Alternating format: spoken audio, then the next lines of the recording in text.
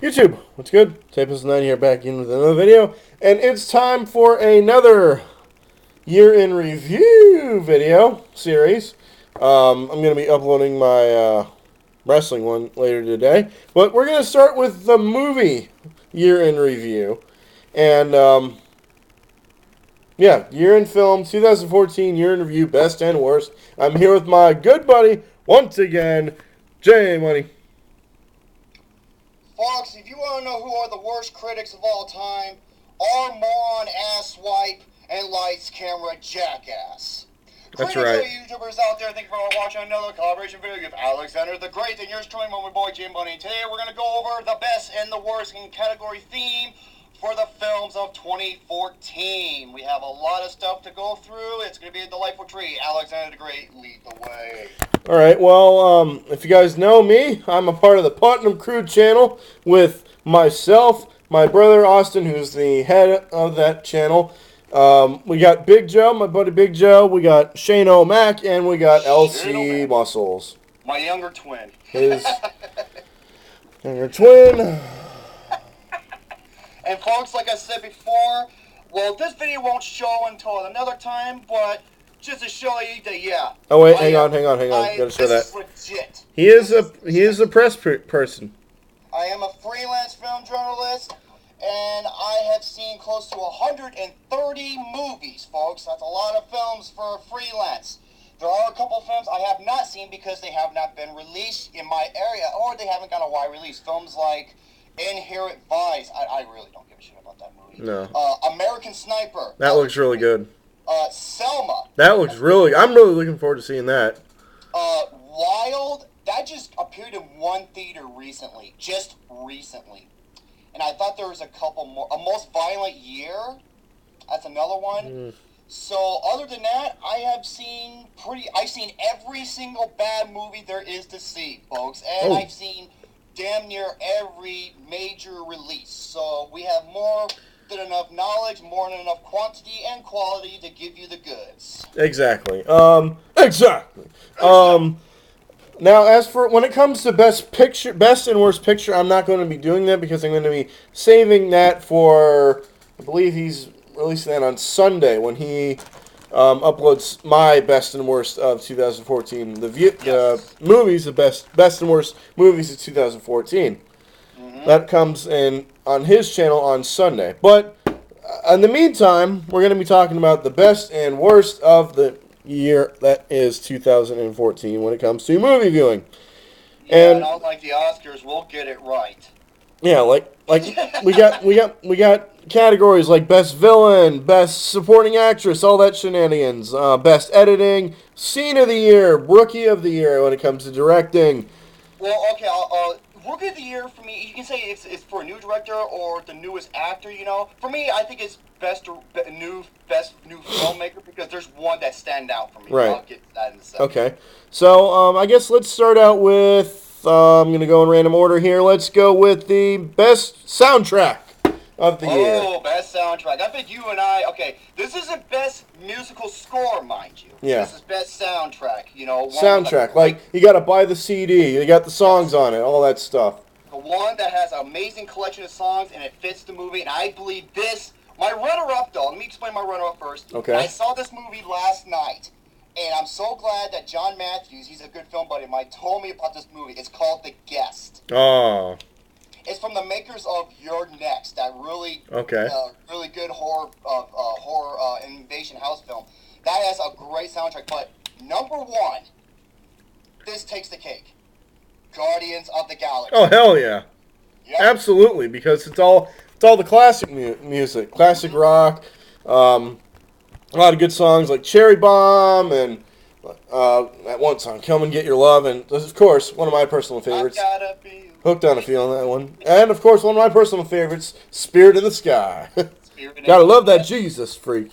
And the best thing about that is, like, it's not like, oh, they just added there just for shits and giggles. No, every song in that soundtrack fits the scene. And it's in the movie. Yes. Man, my hand's off to that filmmaker James Gunn, man. I mean, especially where he came before. If you don't know what he did before, he did the worst scene in movie 43. Oh, yeah. That was the cat. That's the cat one, right? The fucking cartoon cat. Oh, at the end of the movie, which Yeah, was so dumb. The Smo should know about the cartoon cat. Absolutely stupid. Yeah, Oh, yeah. Guardians of the Galaxy by far is the best soundtrack of the year. Absolutely. Without Staying question. in the music category, best musical score. Okay. Now this one could go either way for me because I got a bunch of good scores. Like Interstellar was really good this year. That is my runner-up. That is my runner-up as well. Locke was really good. Oh, Locke was great. Locke's score was good. Captain America, Winter Soldier. Really good. That was a good one. But my personal favorite is Whiplash. That's a good one. Whiplash, because those two songs that they kept playing back again, and the music in between is really good too. Excellent. So Now, I'm going to say Whiplash.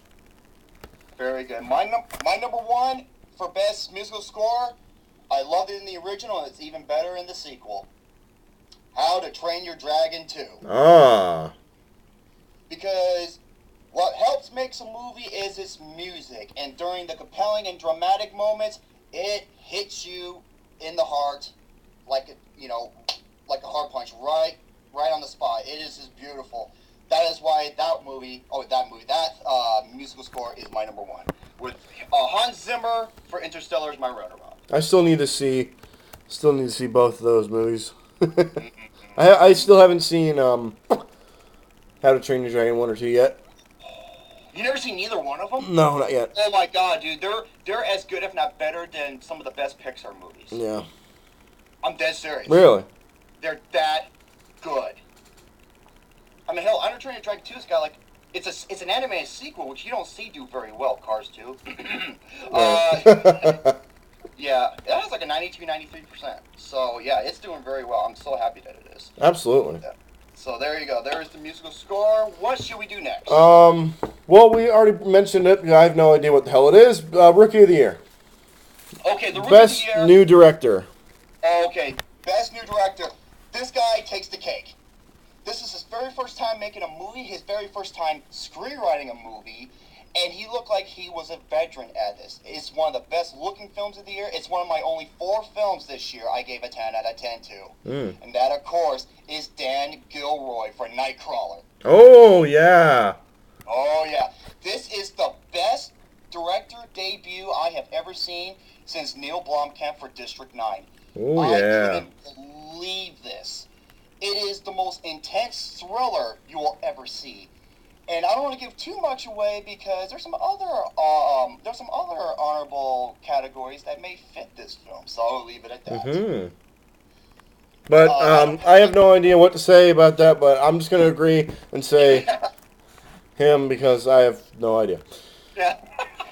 Okay, let's go with, I got the list up here. Scene of the year. The best scene of the year, Best folks. scene of the year. There's a lot of runner-ups. I can't tell you what, because there's 2 scenes from How to Train Your Dragon 2. There's one from Nightcrawler. There's one from The Raid 2. However, when I first... I'll get to that in a second. But this one scene, when I saw it, the whole theater applauded. And it is from X-Men Days of Future Past. Quicksilver in the Pentagon. Okay, this is where Quicksilver is... This is back when Wolverine... I don't want to give too much away. When Wolverine goes back into time, and he meets Quicksilver, the guy who can move at such lightning speeds. And they're going in the Pentagon to break free Magneto. Oh, yeah.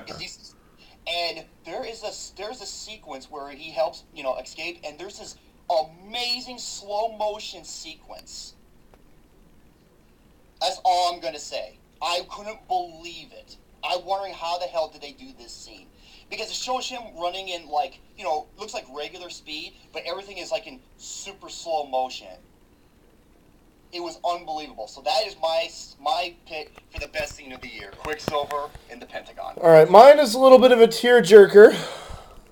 Believe it or not, it's a little bit of a tearjerker, and it's from an anime movie. Believe it or not, Big Hero 6. I know what you're gonna say. When they say goodbye to the original Betamax. Okay, don't say no more. I'm trying to get away spoilers, but man, I'm gonna say this right now. Oh man, I got a little I emotional in did that. too. I did too, and that movie is on my 10 best films of the year. This was a really good year for anime, by the way. Yeah, it was Great, really great, good. great year. Oh Absolutely. man, Big Hero 6, man. I said it before and I'll say it again. Pixar, I'm sorry, but Disney's animation motion pictures is the best animated filmmakers working It's today. coming back. They did Tangled. A movie I thought was gonna suck. It ended up being hilarious. I loved it. Wreck-It Ralph, one of my Oh yeah, personal favorite movies. Frozen, a movie that went back into the old, the classic sing-alongs and brought it and made it merit again. definitely. And now, Big Hero 6, based on a comic book, by the way, and it has a great cameo, especially if you stay after the credits. Oh yeah, but that ending scene, woo, man, I tell you what, I got choked up really bad. Yeah. I'm not gonna lie. Yeah, So, yep, good pick, very good pick. definitely. Now we get to the little technical awards. Start out with the best editing. Best editing. Best editing. Now I'm gonna say, I don't know. This one could go to either movie, but I'm torn between Nightcrawler and Gone Girl. Between these two, Oh my God! I'm torn between these two. Folks, remember, we don't know each other's lists. No, That's exactly what I was thinking. I was torn between those two, so I'm just gonna say it's a tie between Nightcrawler and Gone Girl. Even though Gone Girl's 2.5 hours long, it's a 2.5 hours that's perfect. Remember, Right. That's one of the other films out of the 4 films I've seen this year. I gave a 10 out of 10 to. And remember, I don't give 10 out of 10s often.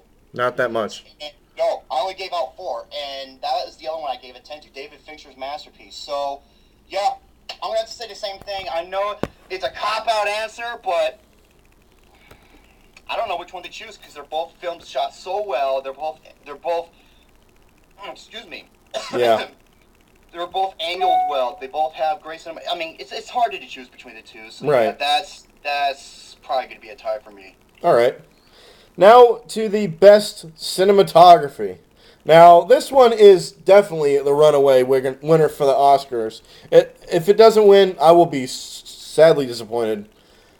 Birdman. That's my Birdman. I mean, it looked like, seriously, it looked like it was one continuous shot. You know what? Ironically, that's my runner-up. Oh, is it now? My best cinematography is Interstellar. Okay. I'm not, because the movie is one of the best looking movies you will ever see. I'm not saying it's the best movie, but it's one of the best looking movies. Okay. Also, I'll give another alternate mention. And it's not getting the treatment it rightfully deserves. Godzilla. Oh.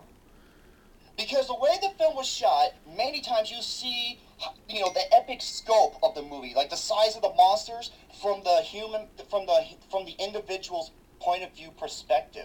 It just shows you that grand size of how huge this movie was, and it's really thanks to the cinematography. And it's one of the best. It's one of the best looking films you will see, especially with the technology they have. So that's another runner-up I like to say, by the way. For sure. Coming up next, we're going to get into a bunch of others. Let's see, just to give you a little preview of what's coming up next, we're going to be talking about the best characters, sequels, comedies, horrors, and animated movies, all that stuff. So stay tuned for all that.